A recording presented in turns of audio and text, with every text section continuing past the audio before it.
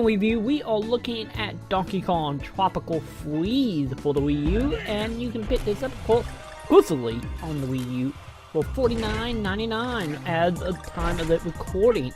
So the story of Donkey Kong Tropical Freeze, that's a long title now I think about it. Anyway, the story of the game is a cool Donkey and his friends are enjoying themselves a little party when an army of a giant wallet and his military forces of generals of different species of animal right along with the foot soldiers, the penguins. And of course, they ruin Donkey Kong Party, shoot you a couple islands away, and like every other Nintendo product, you are mainly made up of traveling between islands trying to make your way back to the home to defeat the big baddie. The story is nothing complex, nothing too deep, fairly simple and basic to get you into the gameplay itself. The gameplay is of course a 2.5D platformer that actually interact more so with foreground and background and switching just to straight up 3D level mainly in certain minecart levels and everything in between. The gameplay itself is actually really fun, but it does have some downside to it, mainly because of the controls. The controls are a little more slower paced, so if you use quicker platformers such as any Mario game or Rayman Legend, or really any of the Rayman games, or any other platformer of that 2D-ness, you might be to be moving a little bit quickly, which isn't the case. It's more slow, more methodical, and more about trying to find all the random items in the level and to make it to the end of the level alive to claim said items. Like I said, the game is quite difficult, and with the learning curve, it starts out fairly simple and gets super frustrating, but by the time you make it near the end, it either will make it or break it for you, because the game will challenge you fairly quickly after you get past the beginning warning stages. And to make the game easier, you of course have some power-up by shop and character, which we will get to the shops in a moment. As for all the other characters, when you are playing single player, you will be able to pick up sidekicks such as Cranky Kong, Dixie Kong, and Diddy Kong, and each of them have their own power. Dixie Kong is of course can jump up in the air, glide a little bit, and jump a little higher. Cranky Kong is pretty much think of him as doing the duck kill with his cane that let you jump around on enemy and on areas that is quite dangerous to your health. You can bounce across no problem. And then with Diddy Kong, he of course will make you glide a lot higher, but pretty much straight shot. Him and Dixie is pretty much more like the same, but with one little drawback. Dixie Elite will give you technically a third jump, which Diddy will not. But each of them do have a power outside of gliding and bouncing, which is of course Dixie Kong will turn people into Golden Heart, which is pretty much an extra heart to put on your health. Cranky Kong will turn everybody into money, and Diddy Kong will turn everyone into balloons that you will use for extra life. But with the money you actually collect, alternate the Cranky Kong or throughout the level, you can use that money to buy power-ups and items. Might it be unlocking a character to start out with inside of a level, or by buying more lives or abilities such as a parrot to help you find treasure, breathing underwater, more health, and so on and so on.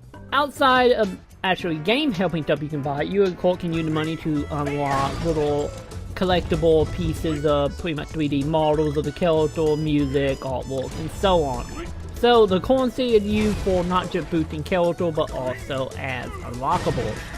And speaking of unlockables here, this game have a ton of them. You of course got puzzle pieces, you of course got the Donkey Kong letters that you have to find, and many other secret area to get you through level and take you to whole new levels. Mainly every level pretty much got a second way out to unlock another level. So, by the time you beat the game, you will not have every level unlocked without you super completionists. But the question is, by the time you beat the game, will you want to go back and try to unlock all the other levels?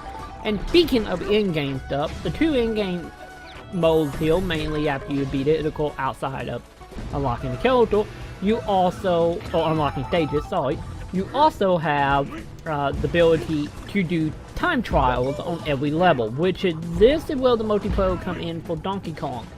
Each time you win a course, you will have a set time limit to get bronze, gold, and silver medals, and then after you complete each level, you can upload your time to the leaderboards and try to compete for the best times on any level you see fit.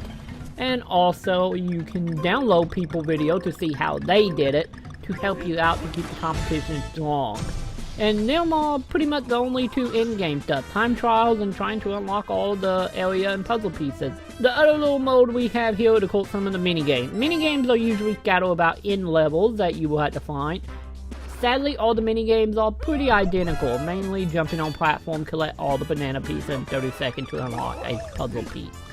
So it's a little sad that there's not more variety in the actual minigame, but it's something else, and in return, you know, you can't help but get more banana, because more banana give you more health, and also give you the power up to you with characters also. And then we have the multiplayer. The multiplayer is a core player 1 play a donkey, and the second player can choose whatever character they want, a Dixie or Clanky or so on. The only issue with multiplayer is the camera. The camera is a little funky, and in return, you can quickly end up wasting all your lives, and you guys share one life. So, if you have 99 lives, you play with a teammate, and your teammate constantly dying, I bet your life will tick away fairly quickly. And in return, can be quite irritating since the camera is not the best, and in many cases, just gets you killed. So, multiplayer is extremely irritating. The real game is really nice, if it does have a learning curve and will test your skill fairly quickly. So this is a platformer. If you're looking for something hard and a little more slower pace, you might want to check out.